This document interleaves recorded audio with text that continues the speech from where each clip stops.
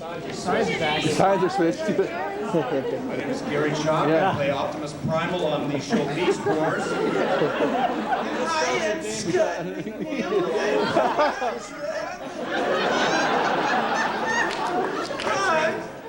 Shut up, friend.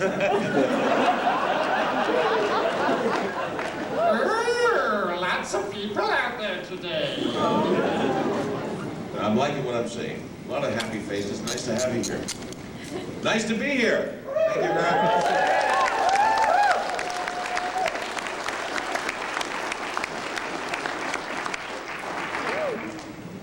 Now, how are we going to start this off? This just in. It's a speech. I'll see if I can fit this in. Oh, it's a special speech. Speech. Okay. Now, how are we going to start this? What do you want to do? I don't know. Okay. We do that little tap number we worked on. Oh, yeah. Well, that's in case we die up here. Anybody out there have a question? By all... Oh, geez, there's a hand. Hi, it's me. You get the first question. Run like a bunny. For the benefit of the entire assembled multitudes here, could we know what you had to say about these machines after the 4th episode or so? Yeah. Nail me right to the cross on that. Okay. Well, basically, I must admit I wasn't too happy. And I asked for some changes to be made. Politely, of course, in my own indomitable way. And changes were made. But unfortunately, through those episodes, there was a little bit of misunderstanding between us and them. And now it's all better. Does that answer your question? No. Okay. In detail, we were. I thought that in that particular season that you're talking about, that the show was taking a different direction and it was taking the characters away from who their intrinsic selves were, and we expressed a desire to bring the characters back to who they really are, rather than what the writers thought they should be. Well, we thought it might be a good idea if something actually happened on the show. Running away.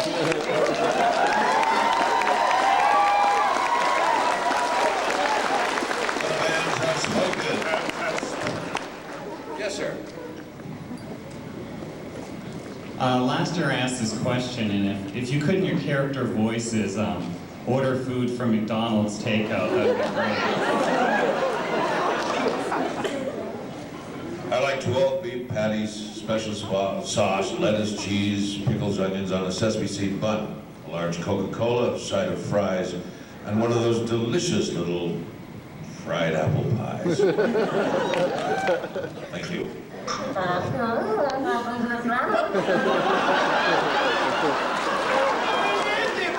I'd like 2 Big Macs, a couple of fries, and don't forget the Cokes. Hold on to it, I'll get to it. Last time you forgot. Would you like fries with that? Maybe I should step in and handle this.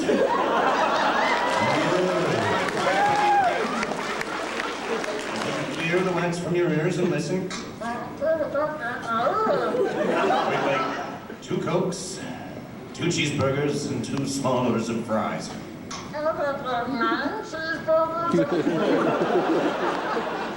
But do you really think that's a good idea? All that fat in your diet? Would you like side guns with that? And so it ends.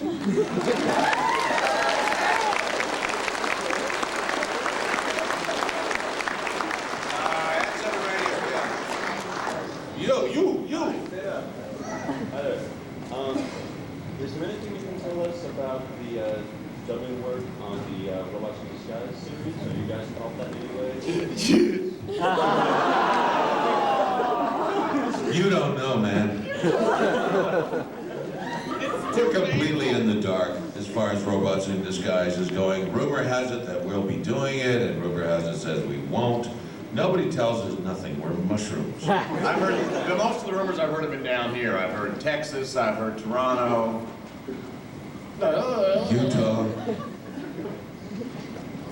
Yes, no, we have not been confirmed or nobody's told us anything about robots in disguise at this point.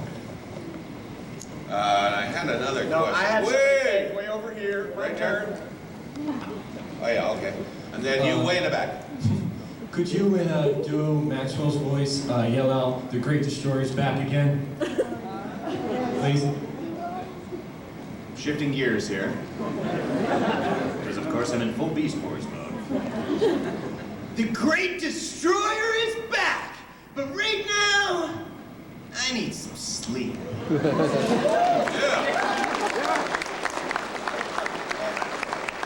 Way in the back. You had your hand up. Can't change your mind now. Check it out. Oh, well. The odds of the nation are upon you. How y'all doing? Good. Good. That's his question. Scott, how did you feel when doing Code of Hero, Dinobot?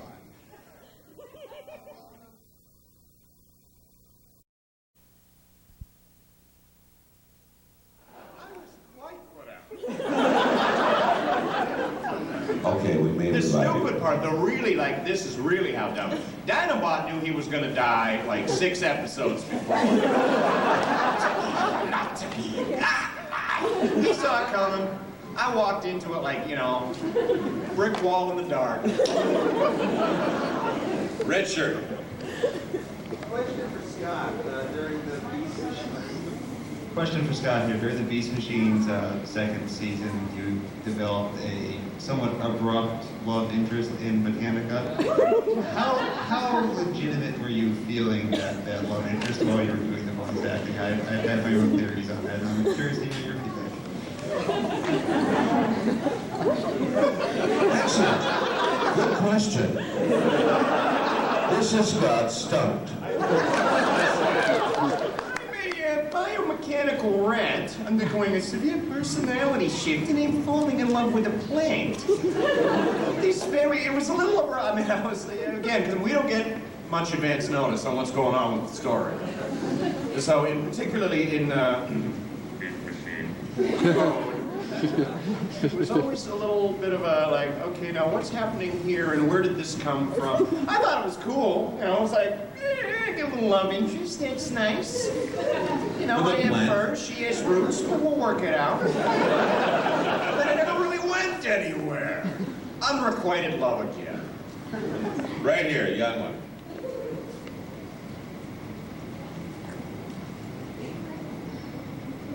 What? This question is for Garry. Yes, sir. Do you like playing the character Optimus? I like it very much. I like playing the character of Optimus because he's just like me. He's a big monkey.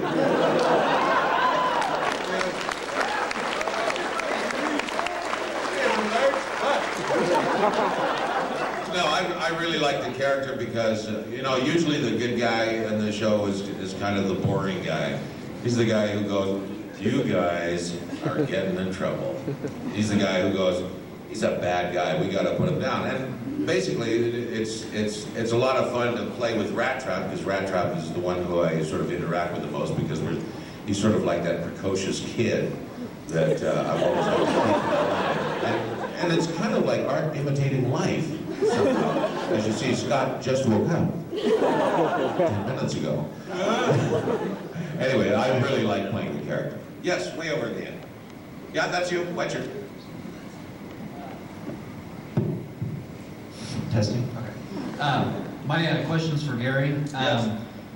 In Maxim magazine a few months ago, Jessica Alba, your counterpart in Dark Angel, was voted the sexiest woman alive. I was wondering what your thoughts are on that.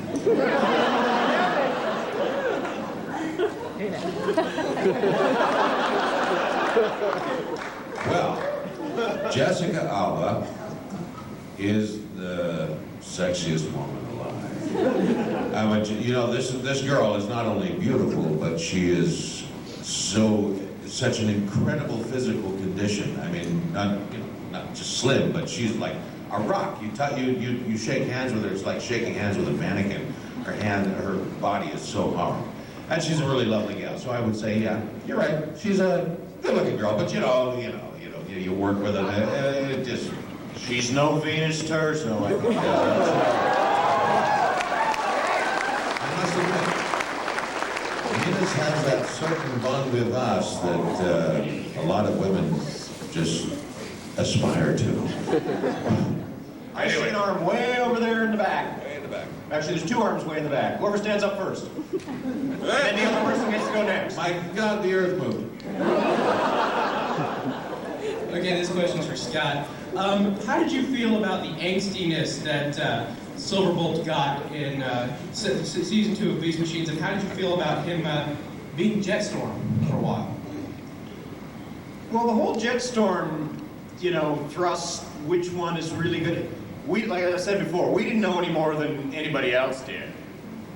And that was one of those points where we're getting a little frustrated, going, okay, now which one is it gonna be? Because it's looking at this point like it's gonna be so-and-so, then all of a sudden, boom, it's not that person, it's the other person, and the next thing you know, craziness. We didn't know. I thought it was a neat idea. I don't know if they ever really resolved it properly. But, angst is my life. I love doing angst. I think personally it was too much coffee on the writer's part. Too many late nights. Yes, way in the back wall, sir. I have a question for each of y'all. Garry, outside of dying, what would you like to see change differently about Optimus Primal, specifically, other than him dying? Yes. And for Scott, your character probably went through as much growth in Beast Machines as Garry's did. What would you, if there had been a third season when Cheetor were in charge with the Oracle Link, what would you have liked to have seen happen? Just with your feel for the characters as you have them, what would you like to have seen changed or upcoming next? You talking about Rattrap? Well, actually for Cheetor, because Cheetor was actually in charge technically at the end. No, that's it. I hate to be the bearer of bad tidings. But spot on smooth was not my thing. As far as my character, Optimus Prime, I'd like to see him get a sense of humor. And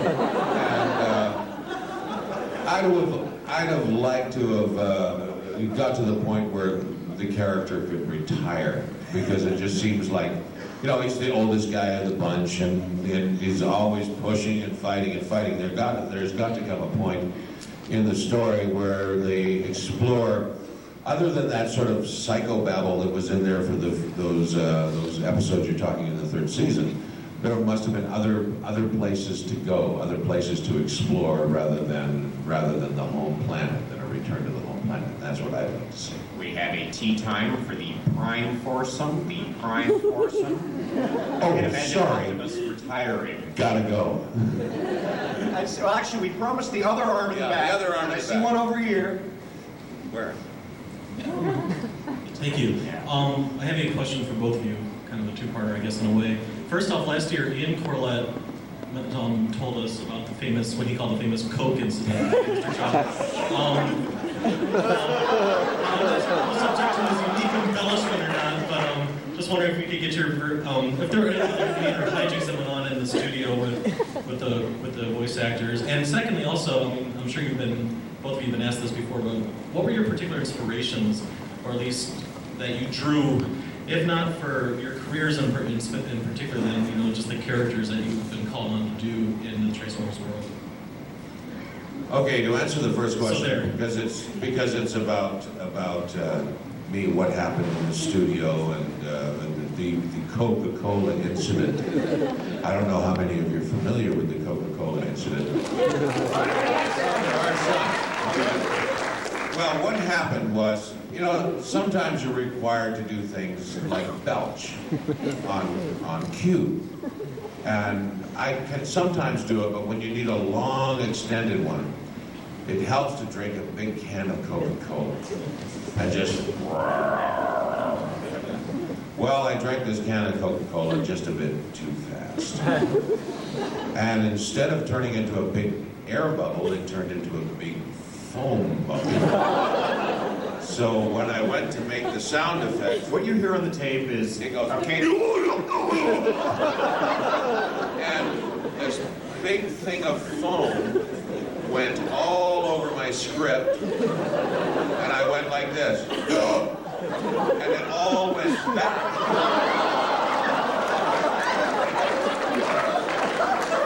And I was left with a tiny little spot of Coca-Cola on my script. And Phil Hayes, another voice actor, and Ian were standing over here. And all you can hear on the take is, "Oh, oh my God! Oh, did you see that? Oh, God! Oh, that's horrible! Oh." And the production assistant, Shirley, the sweetest woman in the the sweetest world. woman in the world, is lying on the floor in the control room, killing herself laughing. She's crying. She's laughing so hard. She has to go to the bathroom. It's insane. And for the entire session, if ever I had a line take that would come up, she would go, line 25. And down she would go. And that was the famous Coca-Cola incident. Now, what was the second part of the question? I forgot. Oh, yes. Oh, I got, yeah, inspiration. Well, because I play a lot of characters like Optimus. I have these sort of heroic guys, and then occasionally I have bad guys. And I always wondered, well, what is it about the good guy that makes him compelling, but not exciting in any way? And I would look at guys like Gregory Peck and Charlton Heston and all these characters, and they all had this particular kind of delivery that was warm and loving and caring, but at the same time stern and holding an iron hand without being what do you call it? What do you call those guys? A dictator, like being a dictator. And I thought there's got to be a balance between taking command and taking control, but also being compassionate at the same time. And I found there's a certain through line with heroic characters is they combine compassion with an iron fist, and that's where I got my character from. Yes, little guy. In G1, did you do this is for Garry. Yes. In G1, did you do Optimus Prime because they made Optimus Primal and Optimus Prime are sort of the same? I'm sorry, I can't hear you, Sunset. I can't hear you. There you go. In G1, Yeah. did you do Optimus Prime because Optimus Prime and Optimus Prime all sort of talk the same way? Well, no, in G1, in Generation 1 of Transformers, Optimus Prime was played by Jim Cullen, I believe. Or Peter Cullen. Peter Cullen. Oh, you got mixed up. Jim Cullen, the talk show host. No, Peter Cullen. He played the original voice. But, yeah, I guess we do something like, if you put me through a thread, you know what it is. But that's, yeah, we're not the same. Okay, I've got two questions. One for Mr. Chalk. How did you feel about Optimus's Zen Master thing going on? Well, as I explained earlier on in the question period, I was not happy with it. I mean, I went through it, but it was getting a bit much in season 3, as you're talking. Yeah, I was not too happy with it because it seemed like it was doing a whole lot of nothing. It was being ineffectual and just sort of becoming a lotus eater while all the guys around me and my team was falling apart. I was not happy. And the other question is for either of you. What did you think about the character of Nightscream? Not the voice actor who played him, but the character. A lot of fans thought that he was petulant and whiny. Useless, petulant, and whiny. I didn't Those are say usually that. the ones that used to describe me. Useless, petulant, and whiny with a sense of humor. And well done. But as you say, and that's not the fault of the actor. Again, that's one of my other complaints. I think it was more the fault of the writers than the actor. Way by the door. Those writers for whom we will never work again. We don't know. Yes, sir. I can't hear you. Oh, now I can. Thanks. As a matter of fact, this is for Mr. McNeil. Mr. McNeil is my father. Answer to Scott, hey stupid, or Vivian. But two of my favorite animated characters of all time have been Rattrap. Good answer. And Wolverine. Good answer. Two of which you both did. And I was wondering if you could, not to put you on the spot, how they would react to each other if they met. I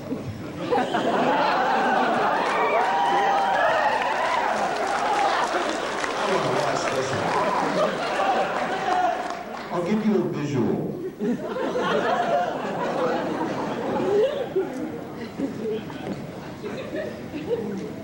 What are you doing up there, you big idiot?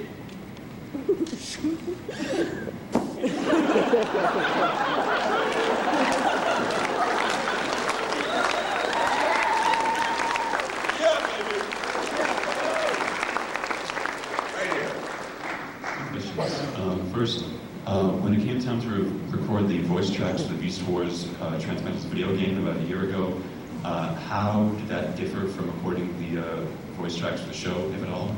And also, on a totally different tack, what's Campbell Lane like? Campbell Lane? Yeah. Is a very beautiful woman. The voice would defy that, but... Okay, other than I can answer the questions. Yes, the vocal tracks for the video game you're talking about was I did the voice of Optimus. There were some changes, there's some differences, but I never got to see the entire video game, so I didn't know. I was doing it in segments, so I didn't know how much it differed. The dialogue was pretty basically the same. As far as Campbell Lane goes, Campbell Lane is an old and dear friend of mine, has been for over 20 years. And he's a lovely guy. He used to be a radio guy, and now he's a sort of cartoon on-screen actor. And my golf pro. He's a great guy. Yes, wait a minute. That's you. I have a request for Scott. Yes. Last year at the Beast Wars voice actors panel, one of the fans had asked the voice actors if they could use their respective characters and do their characters going through the drive-thru McDonald's. Just did it, too late. Oh, we just did it. Sorry. I'm having the most peculiar sensation of deja vu. The feeling Okay, now this one has had his hand up forever. Right here. Now we got, there's one frantically waving over there. And there's another one here too. Yeah, okay, we'll get you and you. And now, yes. Well, I kind of noticed that in Beast Machines, Rattrap kind of replaced Rhinox. He was like the scientist of the group. And did it have to be Rattrap? Are you going where you go? He's just a scientific person. Yes. I remember being the scientist part. Yeah, well, do you remember some of those episodes where you were fixing up the whatever the machines is to open the big vault? And I bet I was you complaining while I was changing doing it. and you were complaining, but you were doing it. Yes, and so we could have got somebody else to be the scientist, but nobody wanted the part. And Scotty was actually quite adept. And he's got those little tiny hands for going in there and doing flaming And that was the other thing in the transmetal thing. He had that little probe thing. Tail. That was the one part of the character I enjoyed. Way over there. All right, Gary, you're gonna remember me because of this, and this is probably gonna be the third time we've done this now. And I also want Scott to do it. Last year, somebody, I don't know who, Ian Corlett had to say "I like pie" in Cheetor's voice, and I would like to hear Scott do all of his Beast Wars voices, including Wolverine, and hear Optimus Primal, the same one that I asked him last night, and you did earlier today. Did what? The I like pie, and that's just Prime. Oh, yeah. Okay, ready?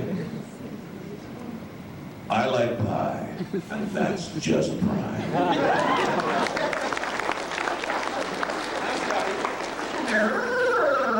Waspinator likes pie. Not as much as I like pie. All right, one last time. I'm the one who likes pie. All right, I can settle this one last time myself. I'm, in fact, the one who likes pie the most. All right, Bob. You got one chance to clear out of here before you hear the sound of snicked and I slice a little pie myself.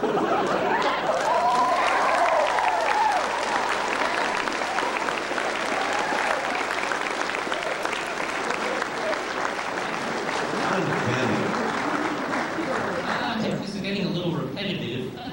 Do you think you could maybe do a duet or singing or something now? Singing? Singing? Perhaps you'd like to hear my rendition of my four characters going through the drive-thru at McDonald's. You like pie? Yeah. Give us a moment and give us a song. The song at the end of Reboot. I don't know. Give us a Barbie girl.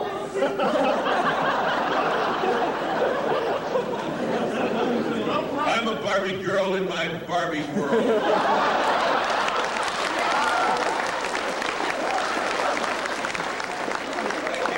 That's all I know of that song. Where was that fella? There you are, right there. This is to Scott McNeil. How did you...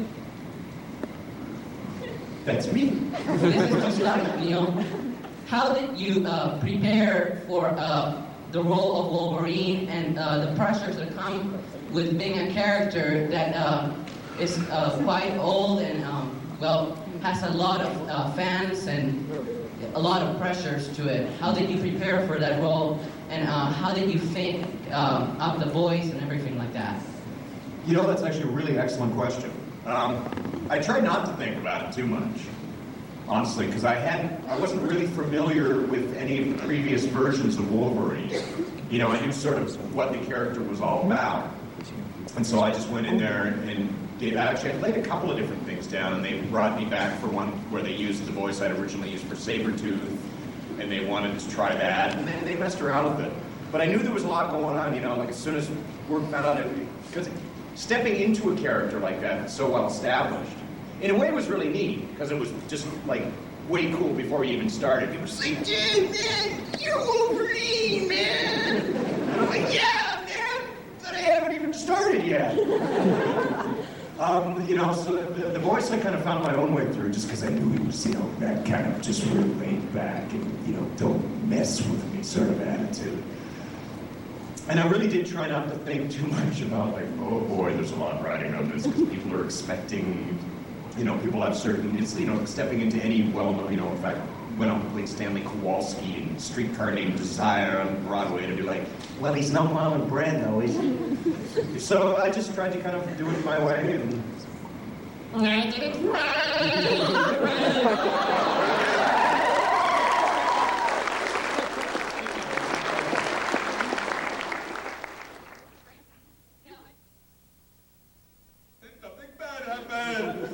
Let's get someone else to push the button. Oh, good. Bob!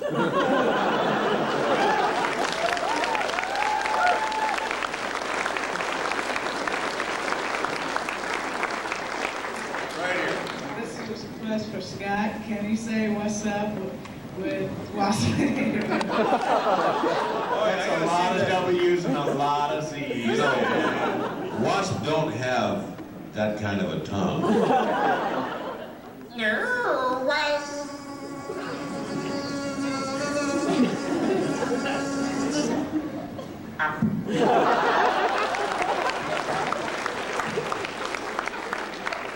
Hi, I'd just like to make a comment to Scott. You had a great hairdo Thank you.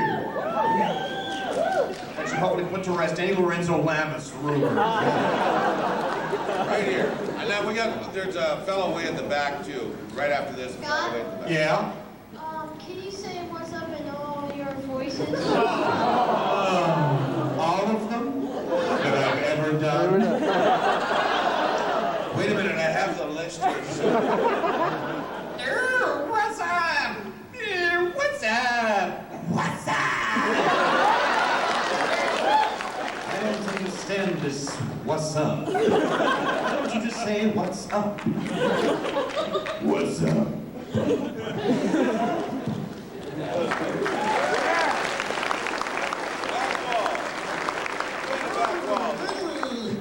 Hey, guys, I just wanted to say, it's really good to have you here, and, I have a question for both of you.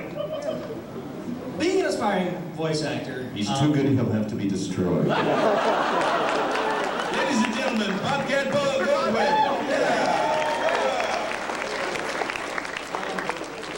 Being an aspiring voice actor, I'm not going to ask you how to do it. I know that it takes a lot of time and a lot of energy to put into a character, what's already in yourself and to discover what you can actually do. What were your first voices? Did you start out as kids and just, mimic something? Or what was your very first voice? The line I keep using is I'm doing for a living now what I used to get kicked out of school for. I've always done, obviously you have too, you're very good.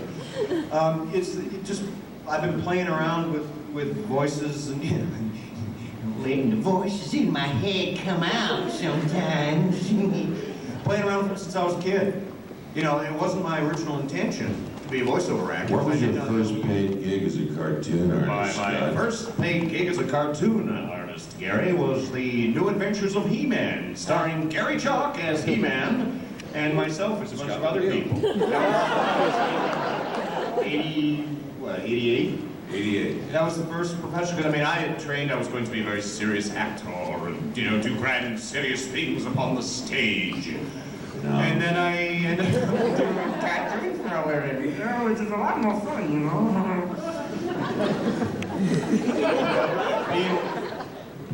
My first job, weird personality, and I think you got that down good. My very first paid gig was a cartoon called Hiawatha for Kenner Classics back in 1982. And I played Hiawatha and the old lady. And Mujiki was the corn god. And all these different characters. And that started my cartoon career. But in answer to your question about how do you develop a cartoon voice, basically what it is usually you get a drawing or something and a biography of that character, and you look at the drawing and look at the physicality of the drawing, what kind of face he has, what kind of body, is it going to be a big voice, a little voice, and then the temperament, put it on top of that. And usually after many, many hours of agonizing, you'll come up with a voice for that character. Way in the back, you've had your arm up, it must hurt by now. First off, my apologies to Scott for getting characters mixed up. I should be right up the street and shot. This is for Gary. Yeah. Have you already, or will you be doing the voices for all the new reboot stuff coming out? It's one of my personal favorites, and I really want to see it as soon as possible, as soon as Canada gets done hauling it for themselves. Yes, Scott and I are doing hack and slash for the films, and I'm also doing Turbo, and who else am I in there? Doc Fingers and Cyrus and a few others. And that's the show where Gary does all the voices. And Scotty does a bunch too. I don't know which ones they are. Man in Crowd number 3. Oh yeah. Room and Guy falling past window. The role I was born to play. Does it very well.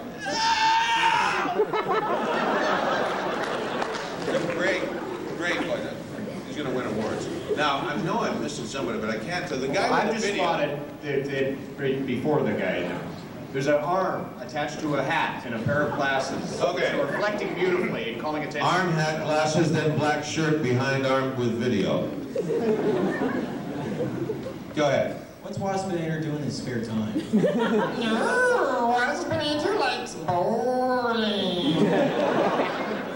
Actually, I'm going to backtrack a bit and use Waspinator in regard to the question of how characters are developed. When we were auditioning for Beast Wars, I've told this story to a couple of people today. You know, like, we're going in and, you know, there's all these villains and we all read for all of the characters. And Doug Parker, Pterosaur, bless his soul, was casting the show at the time. And he was the one, you know, went like, okay, all the villains are all, you know, sounding a bit villainous and blah, blah, blah. He went, do your bubble voice. I went, what? Because I, you know, this little, hello, little kitty voice, you know, hello, little bubble thing, usually little cute furry creatures. And Doug was the one that, you know, said, well, let's put a spin on it. Said, make them evil. They went, take a little bubble voice, gave me a little more sinister attitude. And, you know, so that's how that thing evolved. You know, by taking, like, if, you know, take something you've got, take something you know, combine it with something else, put it together, add in a dash of this, throw in an accent, boom, bam, you got something new. And sometimes shiny, come on. That one just fell flat, didn't it? No, I quite liked it, Scott. What I get for trying to be serious. Yeah. Way in the back by the video camera. No, it's my turn? Yeah. You got the microphone. I'm sorry, time's up. That's good. Anyway, moving on. No. Yes, go ahead. I was wondering, in your respective voices, can you do your characters impersonating WWF wrestlers? If you don't know any, just your characters doing shameless plugs. It's just wrong on so many levels. I want to see Waspinator be a WWF. I want to see you in a ring before I break you to pieces. And if Waspinator had biceps, yeah, I would flex them.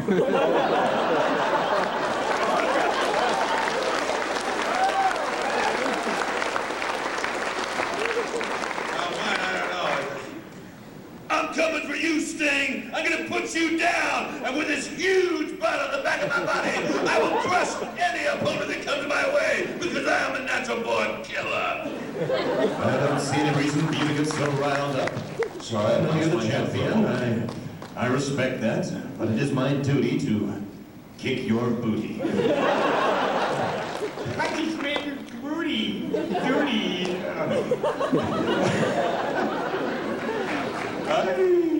Way in the back, on the wall. Your arm's getting tired too, I can see. Now we have one over here I saw. Where'd he go? There he is, way in the back too. Go ahead. Hi, this is for Scott. There was a one of the last episodes of Beast Wars where Waspinator just bugs out and just tells everybody kisses. You know what? Did you do that? I don't remember the whole speech. I remember it. Was, oh, think they can push Waspinator around? Well, we'll see about that. Waspinator, king of the world. Waspinator will rule this whole camp. Waspinator better than... Remember that? I can't do the voice. Ripped up and singing, Waspinator so sick of this, and Megatron can just kiss my waste disposal unit. Or something like that. Big bad stripey. And then you were shot. Big bad stripey butt. Big, bad, stripey butt. Come on, let's see you say that. Megatron can just kiss my big bad stripey butt. Back. Okay, we'll get it right. Way back here. How you doing? Very good, thanks. Hearing the voices again here. I'm sorry? Hi. Hi. First of all, I'd like to say that I'm probably one of the few people that actually remembers your small stints on the Highlander television show. I believe Garry Chalk was number 3. I was a logger on that, the independent logging contractor who got burnt. And, Mr. McNeil, or Scott, was Duncan MacLeod's Klansman. You are correct, sir. I was also, the first one I did, I was a guy named Dennis somebody or other. Yeah. A quick recap was... and a recap of Duncan's, or Robert, it was Robert MacLeod. I was Duncan's cousin. And he cut me in half with a claymore. But he felt very bad about it afterwards. I'll tell you this about that. We shot that up at Seymour Mountain in the middle of summer. And if you've no idea what discomfort is until you've gone into the middle of a flock of black flies wearing nothing but a kilt. They just turned our lights out. Last call already? I'm sorry. We have a fellow right here in the I'm front. interrupting the guy with the question, so let's finish this. My question was, getting to the point finally, is Scott, how did it feel? I mean, what was it like for you to basically interact with yourself as Dinobot and Rattrap, busting your chops yourself every day? Can I answer that? Can I do my physical interpretation of Rattrap and Dinobot?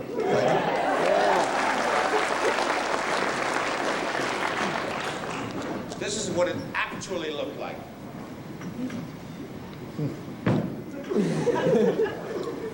How nice you, little rodent.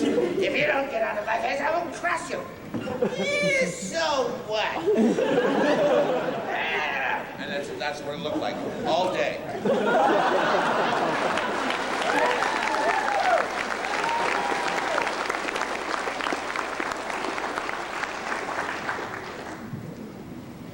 They're right behind you. Yes.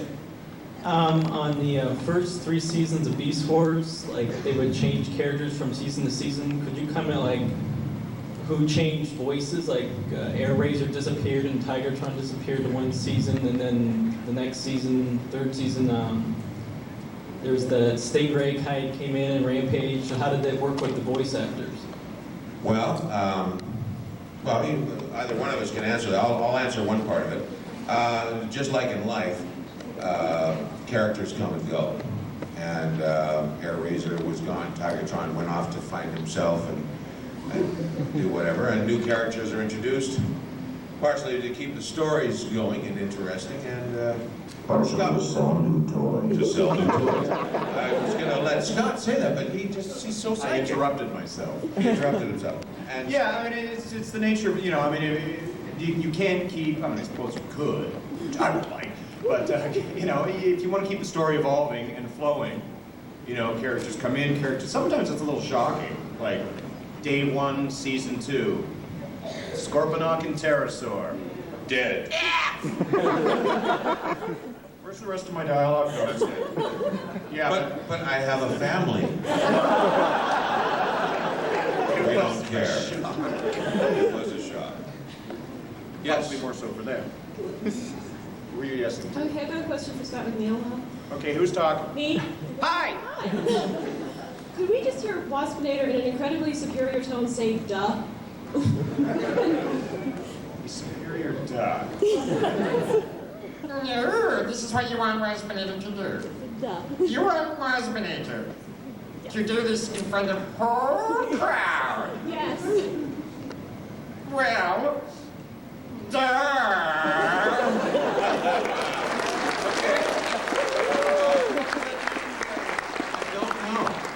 have a fellow with an American flag on his head, and then we have this fellow here, and then we have the fellow with the long brown hair over. I'll rise with the rising of the American flag. Waspinator had to thank the 2 flashing bots. What do you think of Transformers? We like. Sure, of course we like Transformers. Wait a minute, that's a woman. You know what's really funny? I'm getting new eyes in on Tuesday. I'm not with him. I can't see you in this light. I thought you was a guy. Right here. Look at him later. This is with Scott. Right here. Who's talking? Oh, there you are. All right, now we all heard Beast Machines was a painful 2 years without hearing you say we were all going to die, so we can do it right now. Oh boy, we're all gonna die.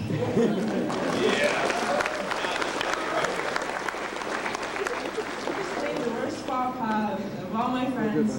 That's why they all just went, oh, when you said I was a guy. No, it's just because I'm not kidding. My eyes are shot, and I can't see very well out here. So, all I can see of you is an oval face with shadows across and shadows, and I thought you was a guy. So I can attest, Gary, with my perfect eyesight, that she's all woman. All that in a bag of chips, my friend. All that in a bag of chips. Now, what was the question? Well, crawl under the table in shame. This is mostly for Scott. I was watching Outer Limits recently, Walk Like a Dinosaur, and I noticed that the voice of the dinosaur was Scott Sounded just a McNeil. little bit like. Exactly like Dinobot. Yeah. Busted.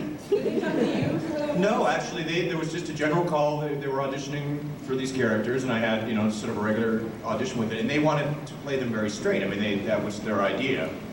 They just wanted, they said, well, we're going to bring in regular actors, and then let them know that they're going to be replaced by a CGI image, but blah, blah, blah.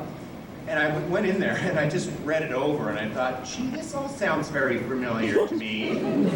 So I went in and I did it straight, and I said, well, I got an idea for you guys. What if we... And I just launched into it, and you could see them kind of going, well, that's it. Could you excuse us for a minute? And they sent me outside the door, and I was like, really like a lizard in here. And they called me back in, and they hired me to do it, so. Reuse, recycle, that's what I say. And the rest is history. Yes, sir. This question's for Garry. I just have to know, which body of Optimus Primal do you like best? You had so many. It's the wonders of modern medicine. The body I like the most is the first generation, believe it or not. Because it looks most like an ape. That's the one I like. Next. Yes. Oh, there's a big hand way back there.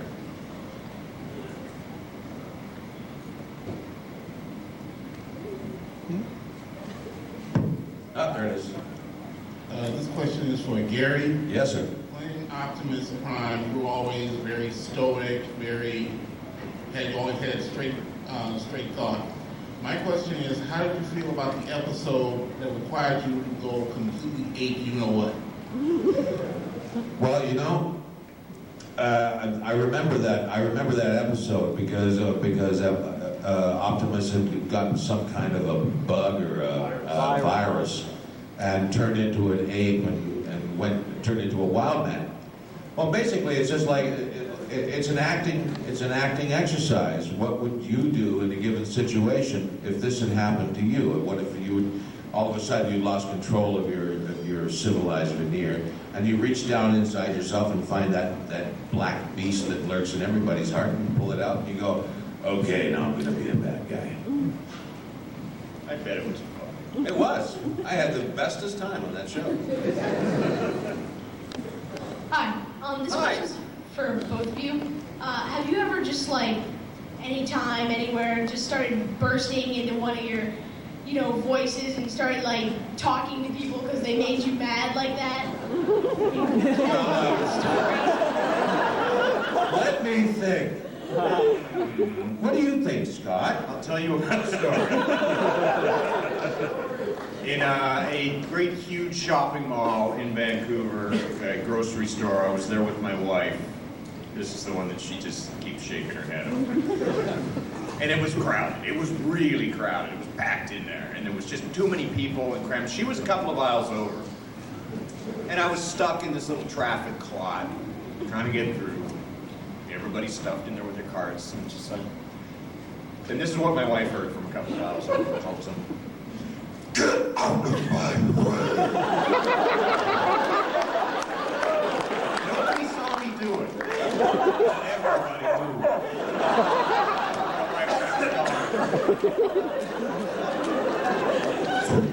The power of the voice. We got something right over here. Hand up, white shirt, and then right beside him, about 4 doors down, black shirt, brown hair. I think it's a woman. Well, oh no, it's a guy. You might want to stand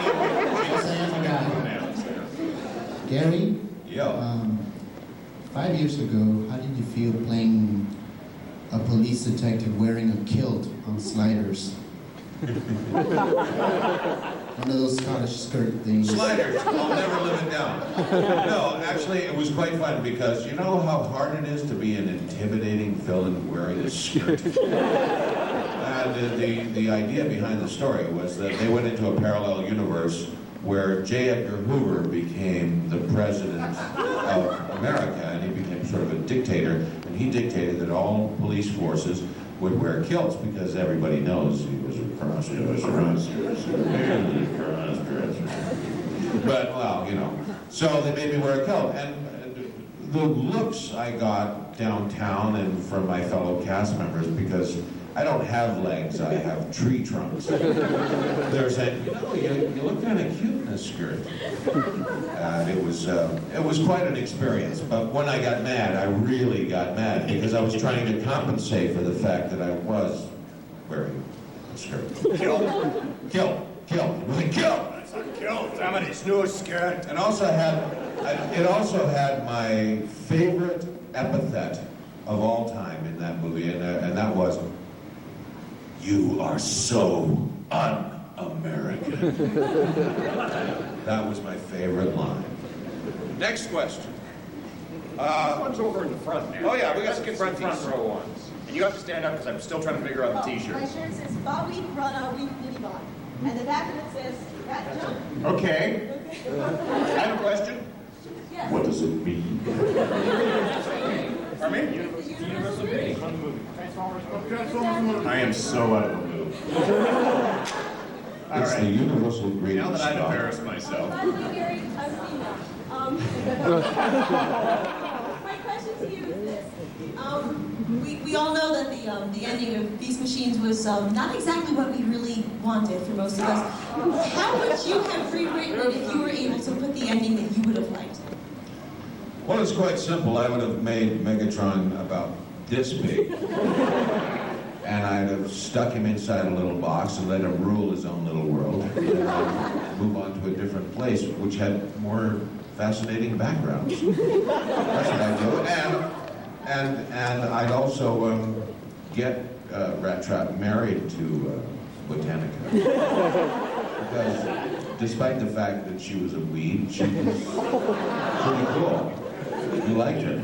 You get to a certain age and you go, it's about time I use this probe of mine. I say that out loud. Back corner, front row. I was wondering, not on a professional level, but on a pure enjoyment level, are there any voice actors that you guys, enjoy hearing on cartoons? I'm a big Garry Chalk fan. I can't get enough of the thing. Yeah, I'm a big Scott McNeil fan. I'm also a big, what's the girl who plays the part of The Simpsons? I'm a big Venus Terzo fan. A gigantic Frank Welker fan. My biggest inspiration in animation, rest his soul, was Dawes Butler. He was my favorite guy. Me, that was the DeMille Blanc fan. But I'll tell you the one show that I absolutely love, and I have cells from it and I have stuff from it. It's the only stuff that I've got from shows that I haven't been in, and I would love to do some days, because it would all be part of my plan to take over the world. And that's Maurice LaMarche and Mark Paulson, and both of them I think are unbelievable. And Maurice LaMarche is the funniest man on earth. Is it? I've never met him. He's very, very funny. Do you know who Maurice LaMarche is? The guy who plays the brain. Anyway, I went to Las Vegas last year, and I'm walking through the lobby of the Mandalay Hotel, because there's a big boxing match going there. And I hear this voice, "Mr. Chalk, Mr. Chalk, Garry Chalk, come here." Hey, Garry. And I turn around, and it's Maurice LaMarche. And I went, "Oh my God, hey, how are you? Nice to see you." And that guy can do any voice. He does the most incredible Orson Welles that I've ever heard. Anyway, Peas in July? That's stupid. I can't read this.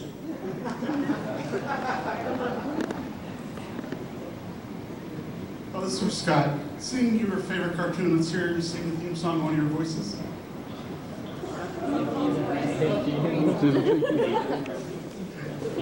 Theme song? I think this for you, but I'll right up there, and Scott, I won't be able to.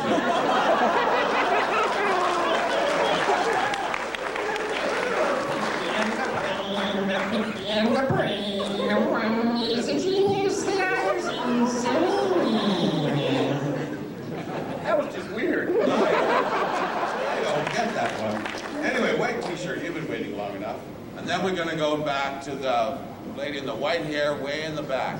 That's a girl, isn't it? Yeah! Well done, okay. Mr. McNeil, I can't really place the accent of Botanica in season 2. Do you know what type of accent she was trying to do? And also, I was just wondering, what was the weirdest voice both of you have done? Botanica, I don't, what was hers? It was kind of that quasi-Jamaican, mid-island, West Indian thing. That's right. Right, no, we're gonna be doing this, right? Yeah, that kind of accent, yeah. She always had a big halo of smoke around her head, man, for some reason. Yeah, she was burning compost. Weirdest voice? Probably the weirdest gig I ever got. It was sort of a long-running gig. Anybody ever watch The Wacky World of Tex Avery? Yeah. Remember Amanda Banshee, the spinster woman with all the money? That was me. Time to die, fly! That one made me real popular with the lady actors in Vancouver. Oh yeah, there's only 6 parts for women, and you took one. That was a weird one.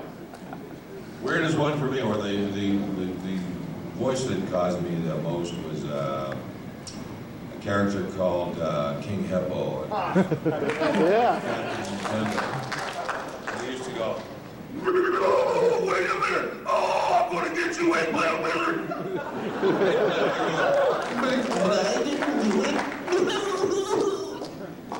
That was my strangest voice, King Hippo. That really hurt. All right, now we got some people over on this side we haven't explored. Who's over on there that we haven't explored yet? Actually, we do have one more question for you that you had called for, and then I'm going to be eating staff guy, and I'm going to wrap it up with this one. Okay. Okay. Are there any lines from the show that you particularly liked that you found extremely funny or just thought sounded very good? Wait. Clicking. Processing. Burning up. Data not available. Access later. There was so many good lines on that show. Oh man, I'm on the spot. You guys probably know him better than I do. The only time I ever, I think on season 1, Optimus was hanging by his fingers off a cliff in the first episode, and Dinobot, I'm fighting with Dinobot. And remember that? And he says, he says, you're in a precarious. He said, you are in a precarious situation. And I look up and I go, let's recreate the moment.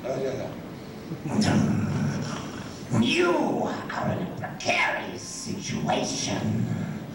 Hanging by my fingertips from the edge of a cliff, 3 miles above the ground.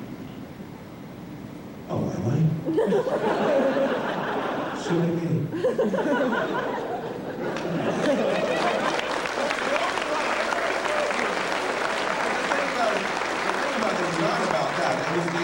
It was the only sarcastic line that Optimus ever said. In the entire run of the series, it was the only time he ever got sarcastic. It was in one line. I don't know. There was so many. Waspinator has a headache in his whole body. My favorite line, just because, not so much the line, but just the way it all ended up after 3 seasons of it all.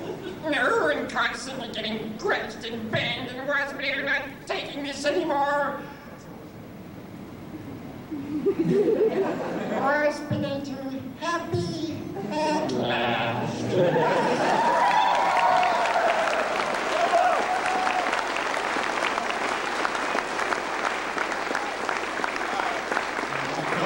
Last question, make it good. Actually, that was it. I'm sorry. Evil staff guy, that's me. Oh, you're the staff? Evil I can't see you. I'm evil. This is evil staff. Evil.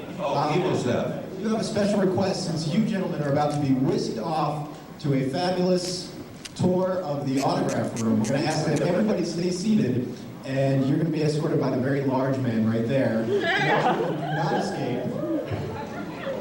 Okay. But first, it's everybody's job. Are you going to clap or what? Scott McNeil, Garry Chalk.